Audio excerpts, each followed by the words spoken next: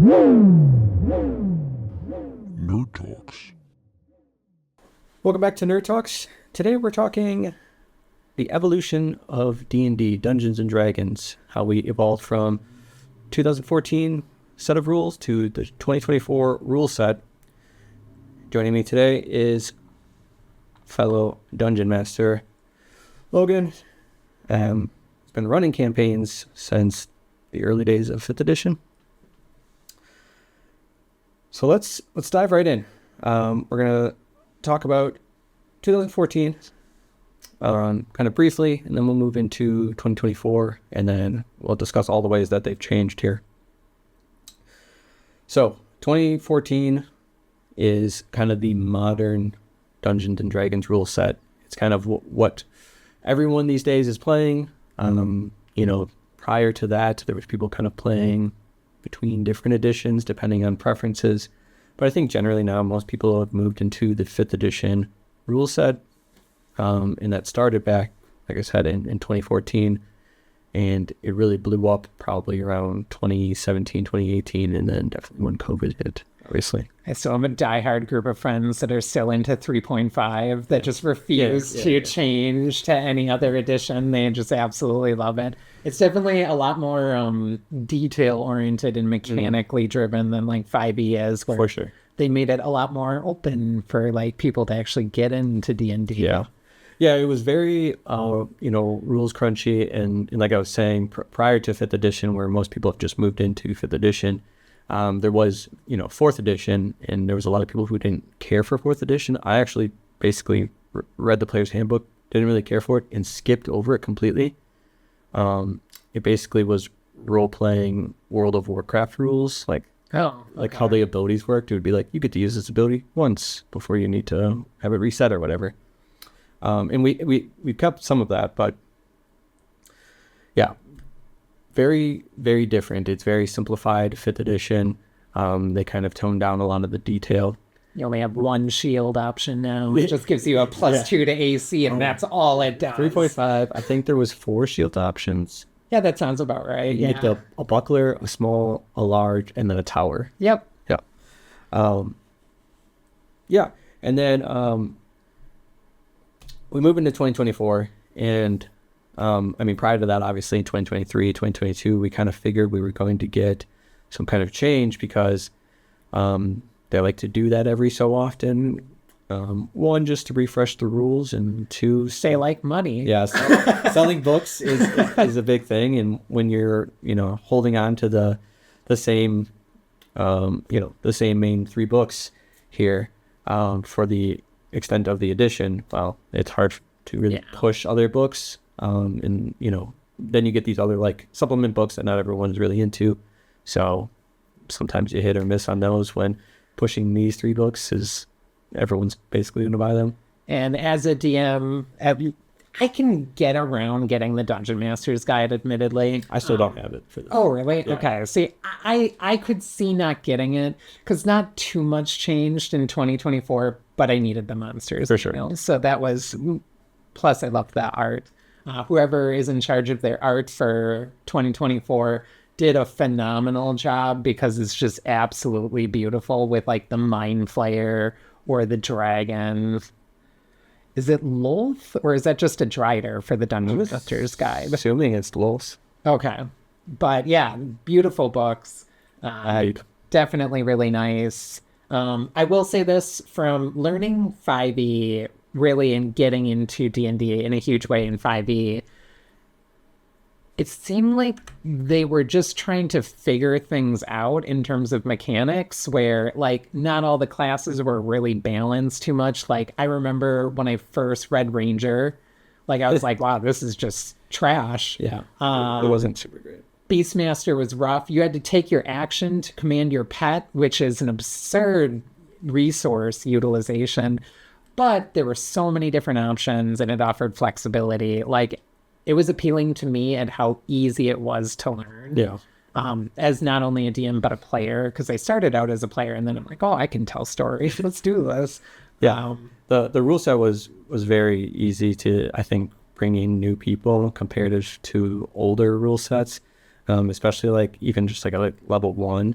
And they've made it now even more so. So in 2014, you had classes that picked your subclass at level 1.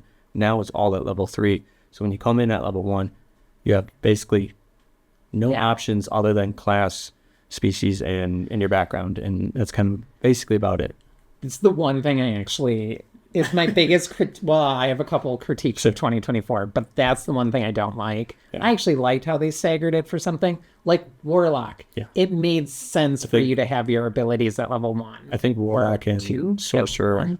I think it was 1. Yeah. I think Warlock and Sorcerer were probably the two biggest, where it was just like, I think they needed that at first. Even Cleric, Cleric which made sense as well. I will always die on the grave that Cleric is essentially just a Warlock, just holier than now. It's like the mega church version of Warlock. They play to a patron who tells them to do stuff, and they get magical powers from it. But it made sense for me, like Warlock did its thing. It's not like, hey, I'm going to make a pact with Cthulhu, but no, you got to wait till you're a couple levels higher. Sure. Then my magic will start kicking in. Yeah. Really strange. really strange decision to do that for them. Let's talk some of the rules here. So either house rules you've maybe adapted or changed from or kept from 2014 in this edition, or maybe just any rule that you would happen to have other than that. Because I know when we went from 2014 to 2024, so what they did basically was cut out some of the bad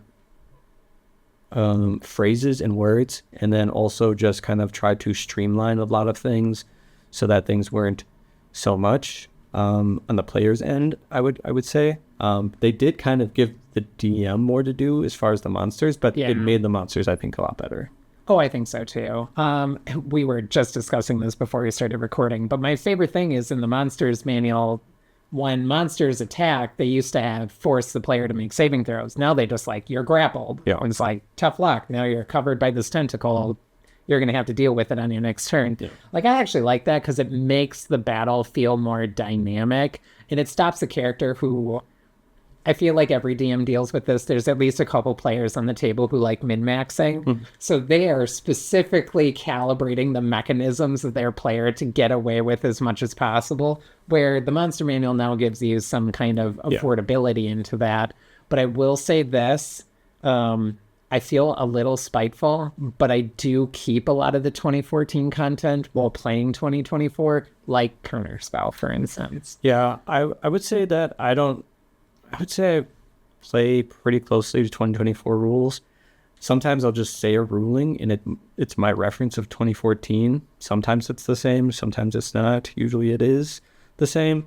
But Counterspell is a big one for me, where it's just like, this was a terrible change. Whoever decided at Wizards, beautiful content, love all your work. But whoever decided that Counterspell allowed the person that you're countering to keep their resource, just, I don't think thought it through that much, because now they can just cast it on their next turn. And I think probably what they were thinking is that players are going to be casting Counterspells, so it's so that the DM can keep their thing. Yeah. But I don't want it to have... I also want to be able to counterspell a player and not allow them to keep that resource. I want you to burn that resource and kind of had to pay that consequence for that happening. So that's why I keep it that way. We'll say a selfish reason because I want to be able to do it. But I just don't care for it. Because don't you have to roll now too? Well, you always had to roll for higher levels. Yeah, it's like, I think third or lower just immediately countered, but anything higher than that would be like 10 plus the spell slot level for a DC. So it wasn't ever like too terrible. Well, yeah, that was 2014. I didn't know if there was more rolling in 2024. I will say this. I like how they changed sleep. Now it's a wisdom saving throw versus you used to just roll out someone's HP. Yeah. I actually think that's really good. We were doing a campaign where you were DMing, and I didn't realize how good it was until your like wife was just like sleeping everyone. Like, it was insane how effective that is in combat. So that was actually one change that I really enjoyed. I think they definitely balanced a lot of classes. Like, if you can't tell, my favorite class is Druid. In 2014, Druids were so broken where they could out-tank Barbarians because they would just constant temp HP. No, they limited that down quite greatly. Yeah, let's talk about how the new edition has impacted your gameplay overall. And you can go into like your world building, encounter design. I think is a big one. We'll probably spend a lot of time talking about monsters. I think each discussion. World building, I don't know for you if that's changed. It's never been a thing for me. No, I still world build like it's 2005 since I've been playing since 2005. A lot of it's just like on the fly, and it's like this thing is associated with this thing, and sometimes I'll look up some canon stuff, and other times I'll just be like, that's how it is right now. What is the number one thing you write in your DM journal as you're DMing? What do you mean? Like, for me, for instance, I don't prepare a whole lot of names. Sure. So it's a lot of just whatever's on the top of my head, and that's what I'm writing down. Okay, this NPC is now called this. Yeah. So the two things I have, if you were to like flip through my notes for DMing, two things come up. One, the name of an NPC I think will come back or show up again. If I don't think they're that important, I will just pass over them, or I'll remember their name. But now I'm blanking on the name of the rat that I came up with on the spot from our Thursday night group. Oh yeah. It's irrelevant. Anyway, I remembered it for like the 3 weeks that it was important, and then I don't think I ever wrote it down. And the other thing is just a lot of combat notes. I actually don't write almost anything when I'm DMing. Oh, really? Okay. Yeah, mine's names, combat notes, definitely. Like initiative order, I'll keep track in my notebook. And then, a lot of it is like important places, or if I like randomly give someone an item, I'll quickly jot down whatever the heck I'm actually ad-libbing at the time. I feel like if anyone looks in my notebook and thinks I'm planning some master plan, I'm not. It's all up here. Same. The notebook is really just so it's like, okay, who was that chick's name again? Same. I don't write down much. And then speaking on that, I'm talking about the encounter design and monsters. A lot of the time, so right now I'm running a campaign that is designed. It was designed for 5th edition, standard 5th edition, 2014 rule set. And there's sometimes where there's not a stat block. So like the cultists that you guys are usually fighting, I've modified them slightly to make them a little bit more difficult, because in original 2014 rules, the monsters were bad. Most of the monsters were not good. They didn't live up to the CR height that they were supposed to be leveled at. So most of the time I overpower the monsters in the monster manual. So if anyone is listening from the D&D group, monster. No, I'm just joking. I mean, I do it. Okay. So I do that sometimes, and then, but now, I've gotten verbal complaints, particularly just one player looking at you at one of our groups, and they're complaining about the monsters, and I'm like, these are actually the monsters that I haven't modified. These are the monsters that are straight up. Yeah. You may or may not have just recently fought a black dragon who was able to both spit acid on its turn, make multiple attacks, move away, and cast darkness in the room that you were in. You thought it was another person, but I was thinking it was another person hiding in the corner, because I was counting actions, and I'm like, oh, there's a 4th person. I want out of here. And then the vampire also got 4 legendary actions. Oh, yeah, that was actually cracking me up, because I think I know what player you're talking about. And like, even Nick's like, wow, this person can really do a lot. I'm like, it's legendary actions. I'm like, he gets a whole bunch. It's almost 1v like 6 of you. Yeah, I know.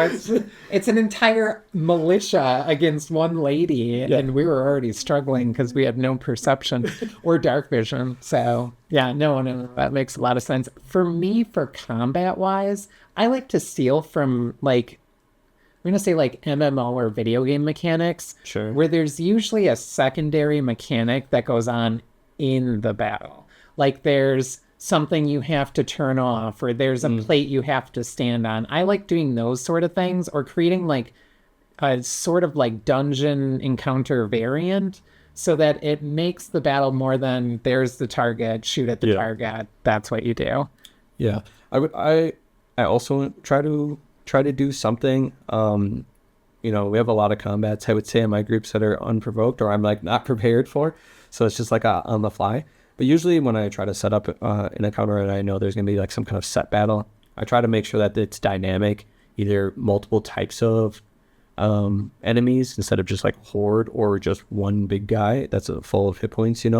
I try to make it a little bit different, or make obstacles that you kind of have to go around. I don't like when the whole group is just like compacted into one. I've had it happen to me before where I make a beautiful map, or at least I think it's a beautiful map, especially with like all the terrain and features and stuff, and then you guys are just like, use this like little area over here. Yeah. Like, so I try to kind of push people in different directions and try to spread people out, especially so like one, you're not in fireball range, because I'm just gonna fireball you guys. But yeah, go ahead. Or my husband does. Yeah. He's like killed like a whole bunch of player characters, unfortunately. But no, I get that. Your maps are really nice. Like, I feel like I cheated out because I just did I bought a portable television and then modified it so you could do like animated battle maps. But I like yours with like the buildings and the lampposts and everything. I think they're really neat looking. Yeah. Shelled out a lot of cash for that stuff. So try to use it as much as I can. But dialing back in, so just looking at the 2014 to 2024, like I said, I think the monster manual is much more balanced now. I think a lot of the monsters are more balanced. They've given them more and better legendary actions when it's required.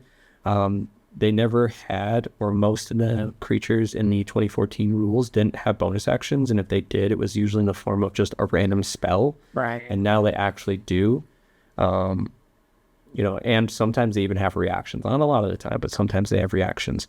And like you were saying, the auto like hit to grapple, I think, is a much more effective, a way of doing it for the monsters, at least, just because, like I said, sometimes it's just one monster, or I have it a lot usually where it's like one and then like two little like minions that they have, versus like in my groups 5, 6, 7, 8, 9, 10, 11 players all at one time. So it's a lot nicer when they can do more and kind of control the battle a little bit more without utilizing more economy. Yeah. No, that's definitely true. I will say though, the one thing it's the smallest nitpicky thing I don't like about the new monster manual is it's alphabetical. Oh my god, yeah. That's like that might be my biggest critique of the 2024. I liked when it was assorted by like type of monster, like all the dragons were together. Yeah. Everything. And it's just like, it was so much easier for me to find stuff. Now I'm just like circling. What the heck was its name again? And a big problem that I had was when we were fighting demons, and going into hell and stuff like that, is because sometimes I just wanted to pull out a couple of random types of demons. Yeah. And now I got look at the back, see if it's a fiend, and then go to its page and find to see if it's actually a demon or if it's a devil, and then or you use a truly impressive amount of post-its, because that's what I was doing when I did your carnival thing for one of my campaigns I was running. I had 20 post-its in this book, so I knew exactly all the pages, but that got to be a lot, and it was kind of nicer when it was just grouped up. Yeah. No, so much better. 100% agree. I think they knocked it out with the 2024 monster manual in terms of the specs of the monsters. They're just a lot more engaging to me. They provide a much more fun feel. I don't mean to throw people in peril where they risk losing their player, because I'm very much against player death. One, it's avoidable. Sure. But there should still be a risk factor. Yeah. Like, you, the player, should have your heart palpitating like, oh my God, my character, like, someone saved me.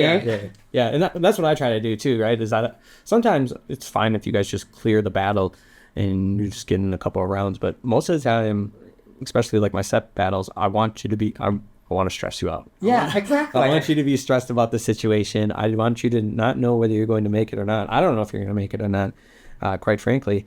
most of the time everyone's good and everything works out. But sometimes your whole group just decides to run away while you're left there laying unconscious in a darkness cloud, and there's not much we can do about it. So, or you plan an encounter for an entire party and then only 2 of the people in the party show up, and it's like, okay, do I quickly balance this or do I just wipe out these 2 players? Yeah. So moving kind of away from DMing, let's go and shift over to what most people are looking at, and that's going to be the player's handbook, and specifically like the classes, I think is the thing that's changed the most. We've obviously had this big change, and I'll just mention it real quick from races. To Species? Yeah, so I'm trying to come up with how exactly to go about it, but basically it was just like Wizards of the Coast was the last is the biggest game, but they were the last game to step away from the word race, which doesn't actually work. Well, I can go to a whole thing about race, because race is really a made-up word by sociopolitics, right, basically. That doesn't make any sense. And if they were going to do it, then the races would be like a wood elf versus like a high elf would be 2 races of elf. Right. Species is a kind of a better word. Well, they are. Yeah. Scientifically, they are. Dragonborn is very different species than an elf. Yeah. So, yeah. So technically they are species. So we've moved into species, and then they've taken away, did we used to have They used to have a lot more skill proficiencies that you would get for... They used to have that. They took away basically what they wanted to do is they wanted to become a little bit more, we'll say PC, politically correct, where instead of giving the dwarvish to speak right away, they allowed you to pick whatever you wanted, because they wanted, basically the reasoning why, and this is a real life thing, obviously, is that just because you are dwarf doesn't mean that you grew up around dwarves or that you know how to speak, dwarvish, which makes sense. I'm not shaming it. I think it's actually excellent what they've done as far as that, and kind of keeping up with the times, and staying current and modern. I think we saw this in Tasha's Cauldron of Everything too, is that they also took away the stats that you get from like your species or race selection. Like it used to be like dwarves are really strong, and you have, based on your like sub-race or subspecies, you have like a specific type of dwarf that you can have more dex, more con, more wisdom.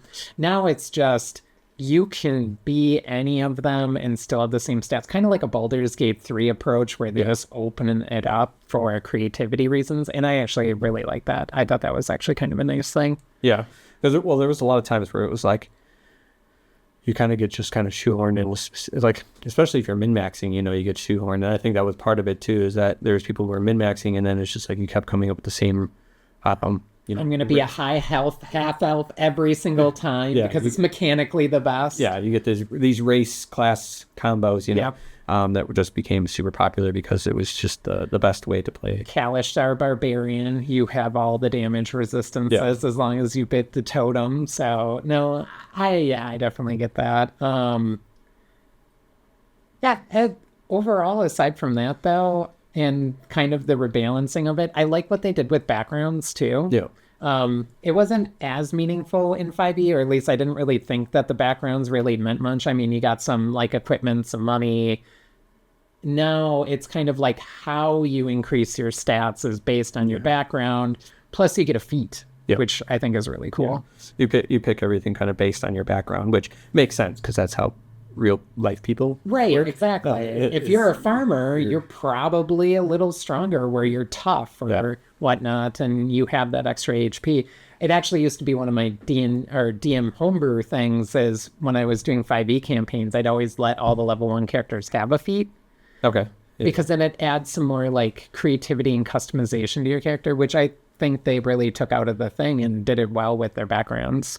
Yeah, they gave you like they separated all the feats so that you had origin feats that were more based upon your background and kind of set you up a little bit better, and make your character a little bit different, versus just everyone kind of just not having those right away and just kind of being the same plain Janes.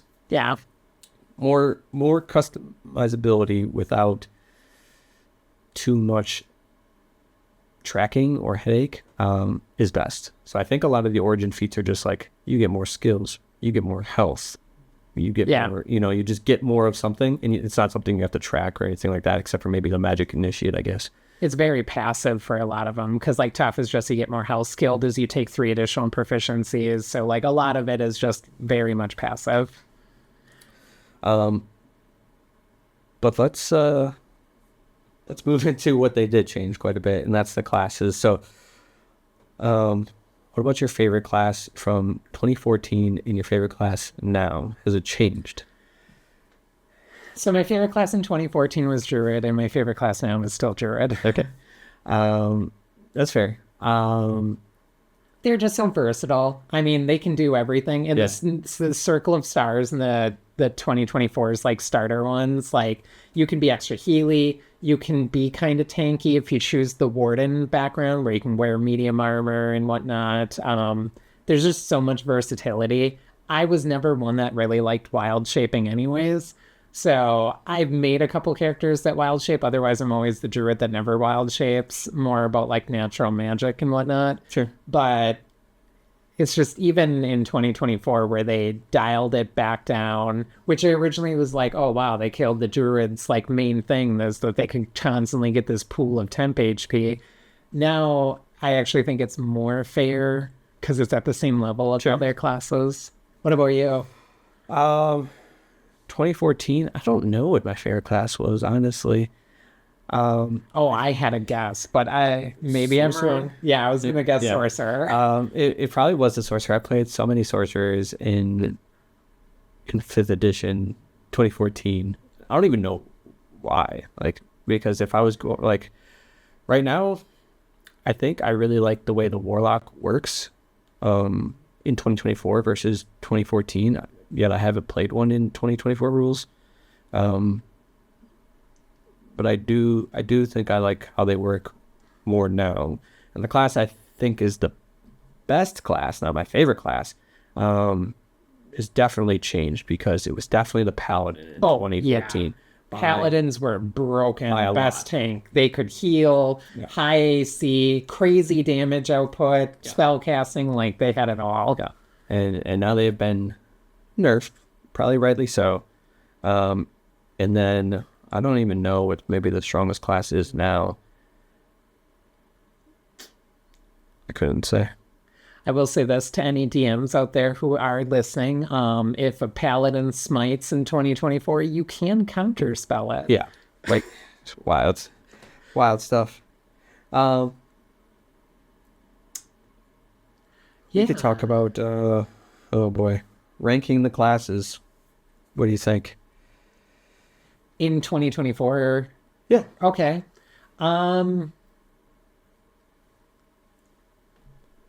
For most improved or just like most changed? Well, what do you just want to do best to worst? Because what do you think? if we do most improved, I'm sorry, but Monk is number 1. Okay. In 5e, they were okay, but man, you went through your resources fast. Sure, you got them back on a short rest, but still, like, you went through those resources in the first 3, like, rounds of combat, and then you were just at your basic from thereafter. Now, being able to get it on initiative rolling, so much better. Like, they're a lot more involved.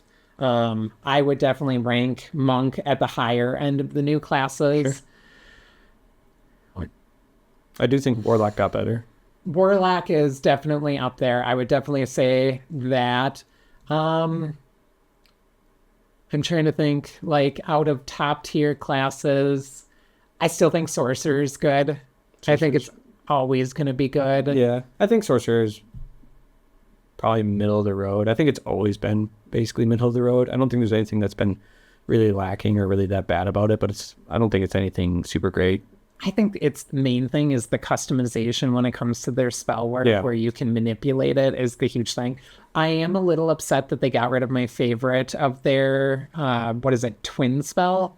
You used to be able to cast like a spell that targets one person and then it can target 2. They actually got rid of that in 2024. Wait, there's no twin spell? Yeah, there's no twin spell. That's why I asked you in that campaign if I could have that. because it's technically not in the players. I never even realized. That's so bad. Yeah. That made it so good. That was my one thing I wasn't a huge fan with the new 2024. You could do some really crazy stuff. Oh, yeah. Oh, definitely. Divine Soul Sorcerer with twin casting, you could walk up in melee and inflict wounds to 2 people for 3d10 damage to 2 different targets. Or what I used it primarily for quite a bit was to twin cast Raise Dead or Animate Dead or whatever it is. When you get at 3rd level, or at 5th level, it's a 3rd level spell. And I would do that all the time. So you could just twin cast that. Sadly, that's not in the 2024. Yeah. Well, neither is Divine Soul Sorcerer. Yeah, that was a nice one. I loved having the 2d4s where you could manipulate failed rolls. I just like being able to pick from the cleric spell list. Yeah, that's true.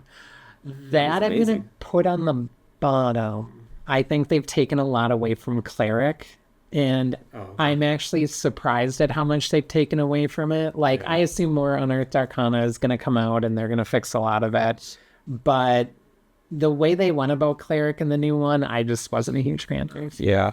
I would also put it... Nature domain. They took away my favorite cleric domain. I guess we might have to open it up, because otherwise I'm not going to remember all the things. Paladin, definitely more middle of the road. It's still good, albeit, because you still get your auras, and those are very nice to have when you're doing that. Well, as far as improved, I think it's near the bottom. Yeah, it definitely got... The smiting thing itself is... Nerfed so hard. Barbarian seems pretty fine still. Bard seems pretty fine still. The one thing, though, with Barbarian is if you go to Totem Barbarian, which when you think of Barbarian, most people play Totem Barbarians because you get all that additional resistances. They took a lot of those resistances away. So it's no longer resistance to everything except for Psychic. Now I think it's like Radiant gets through, Necrotic gets through. So it's just the elements, basically. Yeah. Sure. Druid seems... good. Yeah, I like Druid.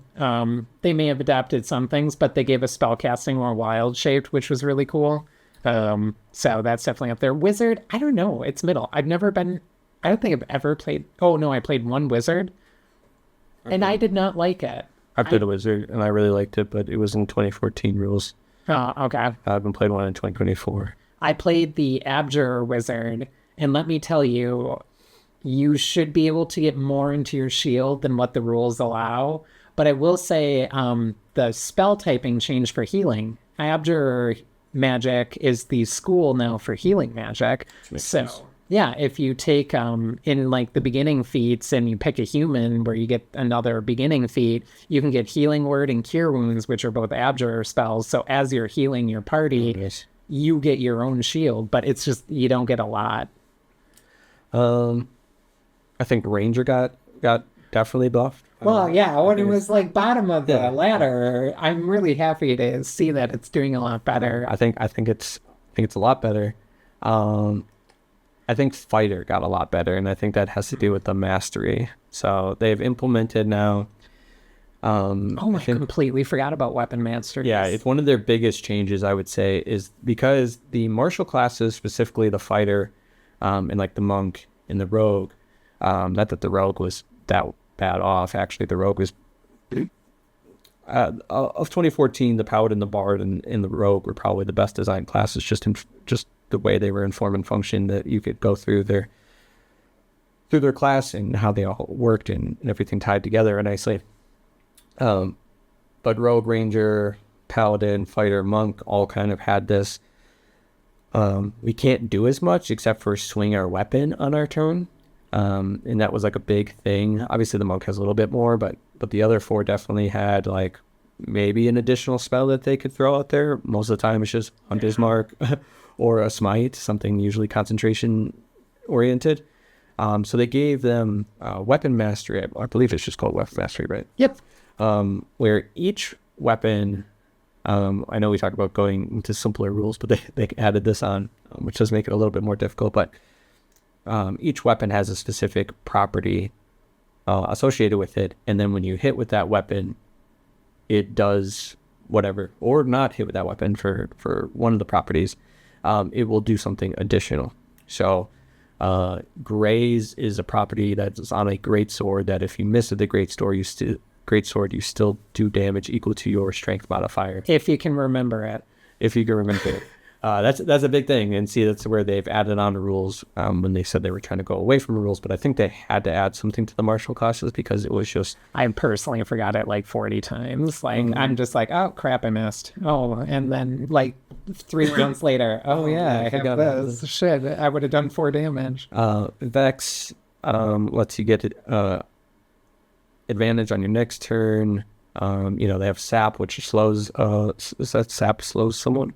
Yeah, 10 feet, I think. Yeah.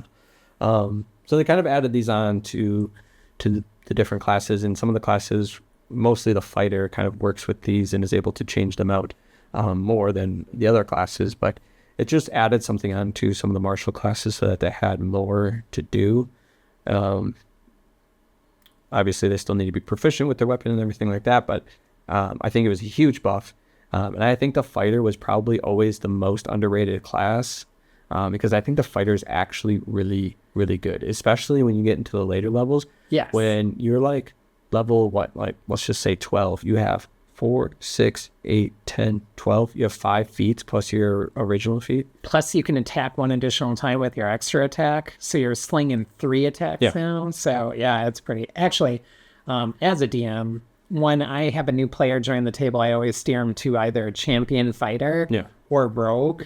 Because I feel they're more simplistic. Yeah, right, by a long shot, for sure.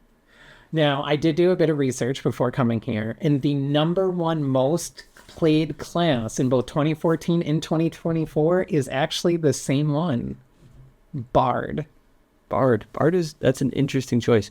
That is an interesting choice. So you pick Sorcerer as your favorite, and just spreading hate out there. I picked Druid, so... well, and I think the Bard is an interesting class. I think it is both one of the best classes that has been designed for the game, and also the worst class to have in combat. In combat, you essentially do almost nothing. It's very much support. It is the most support that I've ever seen out of a class, and like... You have the Druid and Cleric, who are also usually huge support classes, but they can also tank, deal out damage. They have options. The Bard, you have no option. You are support. You are slinging Bardic Inspiration as much as you possibly can, and then maybe acting as like a go-between healer. Yeah. And then hopefully you have something that's cool, that's concentration, because otherwise you're just burning through spell slots every turn. Yeah. Because your cantrips are... basically garbage. You can give something disadvantage on its next turn, but like if they pass it, you just do nothing because it's a cantrip. That's very true. How are you enjoying playing a Bard? Because isn't one of your players a Bard character? Valus? Me? Yeah. So I'm playing a Bard right now. When I was playing it, I wasn't sure. I always wanted to play a Bard. It's my first time playing Bard, and I was like, the first couple of times we like got into interactions in combat, I was like, this class is straight garbage. And I was like looking at Rogue, I was like, I can't do this. I can't like just sit here and just do nothing in combat. I was like, I need to, I don't know, add Rogue onto this, and be able to deal out some damage just by hitting swords and stuff, or hitting someone with a sword. And then I had the conversation with the woman in the basement, and I was like, never mind, I can talk. Yeah. I was like, I could say whatever I want right now, and I'm just like, because I can actually talk in real life, so I can actually conversate without just like, stumbling or mumbling through my words. Obviously, I can sit here and talk for an hour. All right, but... I will say this. I thought I was going to kill you and Ashen when I was sicking a monster on you that was designed for the entire party. And between you and your brother, you guys were actually staying alive. And I wasn't dialing down the damage I was rolling against you. Like, that was the actual attack damage dice that I had planned out. And I was just like, wow, they're actually doing this. Like, I was surprised. And your debilitating spells actually ended up being really useful because, like, it wasn't obviously a high wisdom character. So, well, and when I was looking, so we're just going to drill into Bard right now. But when I was looking at Bard, there was a lot of spells where it was just like a lot of support and like some buffs, but then I realized there was also a lot of battlefield control. Oh, yeah. And I was like, okay, so I'm not necessarily support, I'm control. So I'm just going to control the battlefield as much as I can and try to limit, what happens to us on and off the battlefield, really, because I can charm people almost at will, and then also just conversate with them. And then in addition to my skills, I have plus, I get expertise and I get bonus to every skill. Yeah, what is that? Jack of all trades. Jack of all trades gives you half your proficiency to all your skills. Yeah. Yeah, you were really doing it. Admittedly, I think I downed your brother like twice or 3 times, but you kept managing to pick him back up, and I'm just like, Jesus. Well, it was just like, I'll just bonus action heal him and then give the guy disadvantage. Yeah, and then actually it ended up doing really good. And that's where I had one of those extra mechanics where another member of our party was trying to operate the door to like open the room at the same time that you guys were fighting this like death machine. Oh, yeah, so I've Bard is versatile. I've grown to like the Bard. I realized that I'm just going to be, like I said, I'm just going to orate a lot and just be a conversationalist a lot of the times and just talk a lot. You do that really well. I am utterly impressed.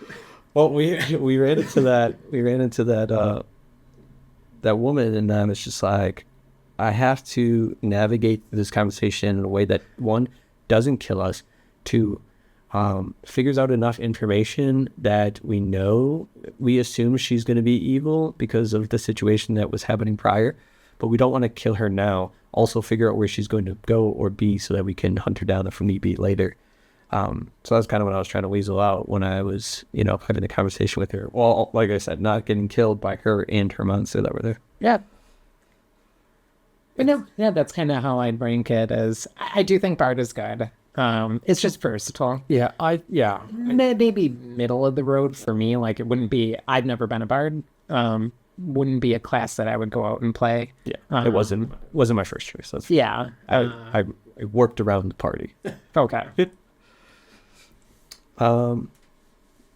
Yeah, I think what they've done with the classes here, I think most of them are better. There's a few, just like mostly the Paladin, I think is really the only one that I'm just like, come on. And then maybe the Barbarian, also with that issue, but I understand why they did it because it was. You essentially got double your health. Yeah. So yeah. Because there's probably like 10 monsters in the whole monster manual actually doing psychic damage. So yeah, I understand why they did it. But we can kind of look ahead here as we kind of begin to move into wrapping up here. And looking at Wizards of the Coast, as far as the way they're building everything and kind of creating everything, it seems like they want to streamline as much as they can. They've had so many people come into the game since the middle of 5th edition and trying to carry people into their new kind of rules and really building on, Dungeons & Dragons when I started playing was like, it's like you gotta hide it. It was almost like closet nerd, where it was like you didn't want to like be out there like saying that you were playing D&D, and now it's like the mainstream thing. When did you actually originally get into D&D? Like, how did you? So I watched Lord of the Rings, and then my stepdad was like, "Oh, you enjoyed that? Well, here's this." And then he pulled out this 2nd edition. I have it over there. I'll show you when we're done. 2nd edition Dungeons and Dragons book. And I just like read the shit out of that book. Oh, okay. And I just was like making characters and like just thinking of stuff in my head. I didn't have anyone to play with at the time, so I was just thinking of stuff up in my head. Eventually, I did play with a couple of kids I went to school with. They would come over to my house and we would just play games. We didn't really know what we were doing or whatever. Mostly just telling stories.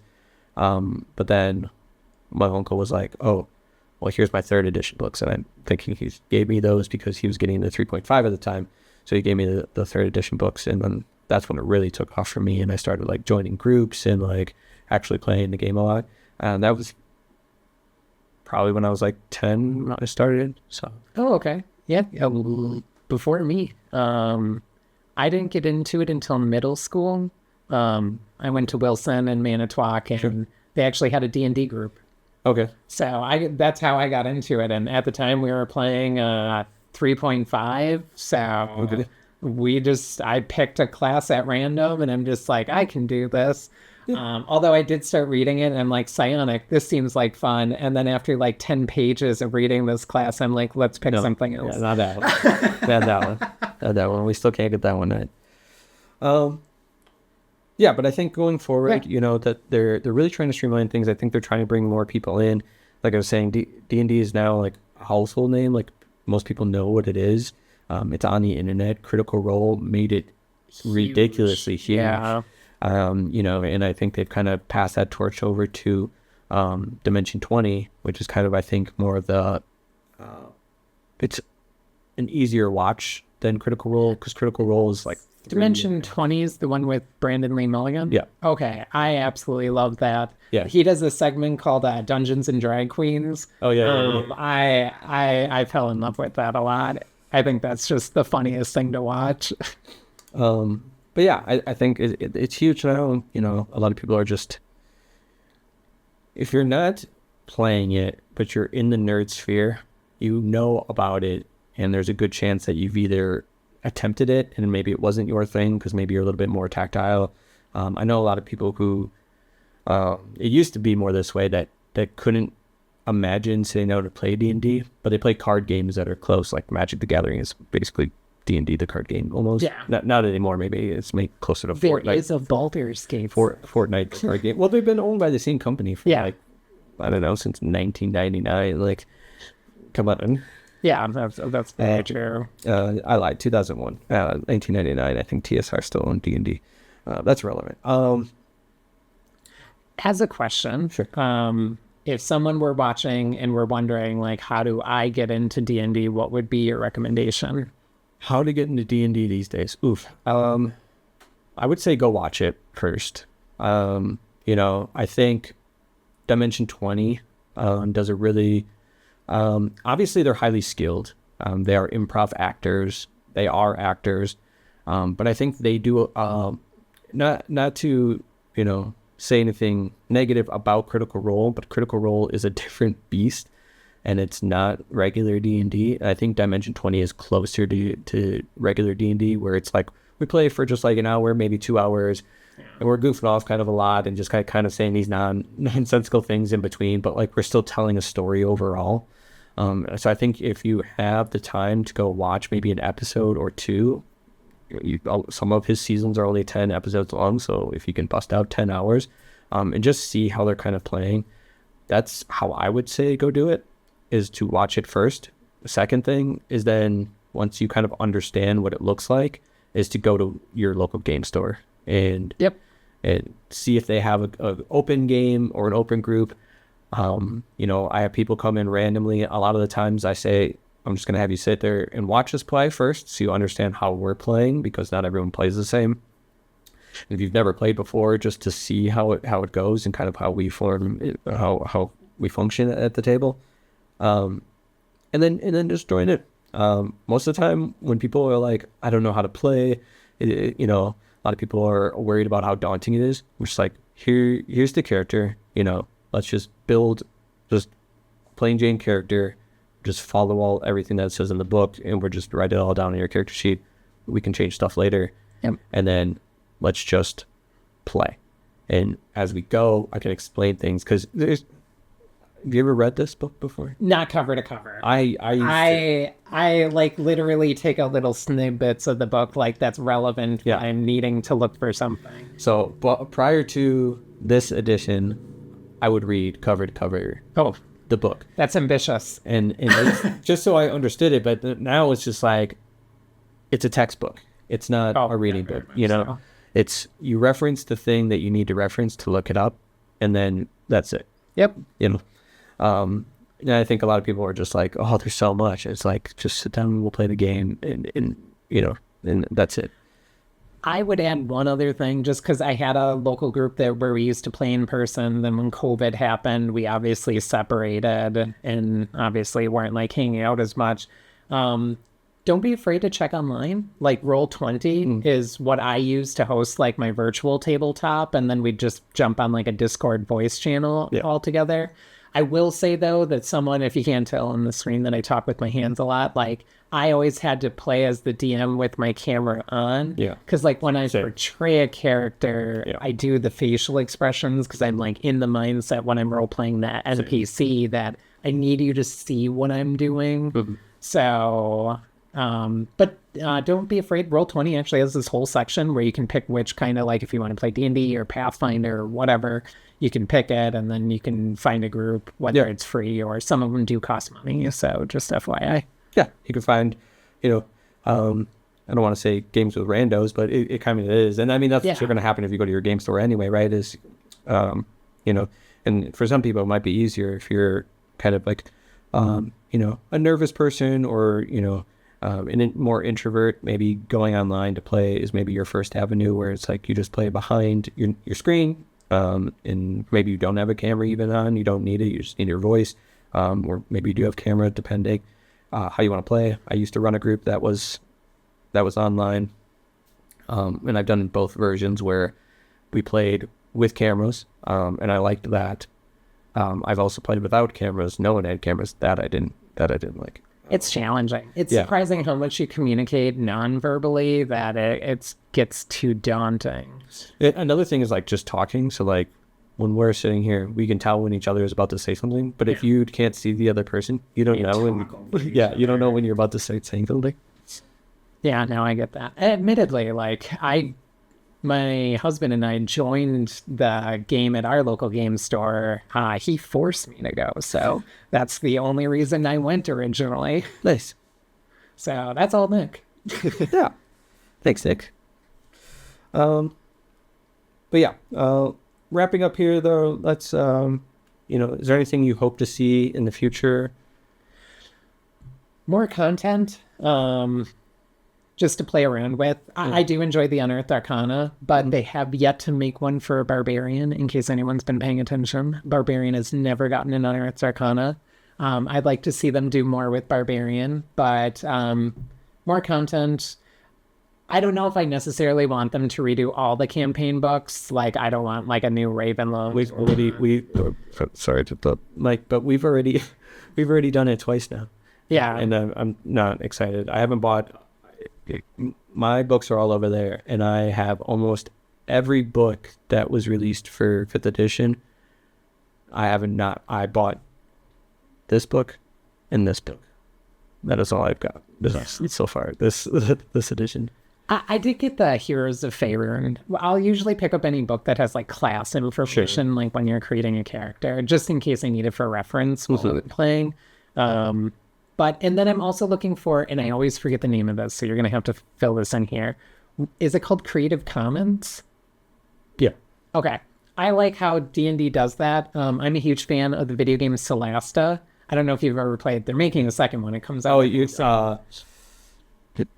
Yeah, the rules are in the Creative Commons. I forget what there's like a word for it, isn't there? But I'm looking for more independent developers. Standard rules. It's SRD. It's the SRD. It's standard rules document. Oh, yeah. I'm looking for more people to take advantage of that because I do kind of like looking at other people's like conceptions on how they would run things. So I do enjoy that. I gotta say, I'm in the opposite boat. Stop making so much damn expansions. They've always done this, and it's fine.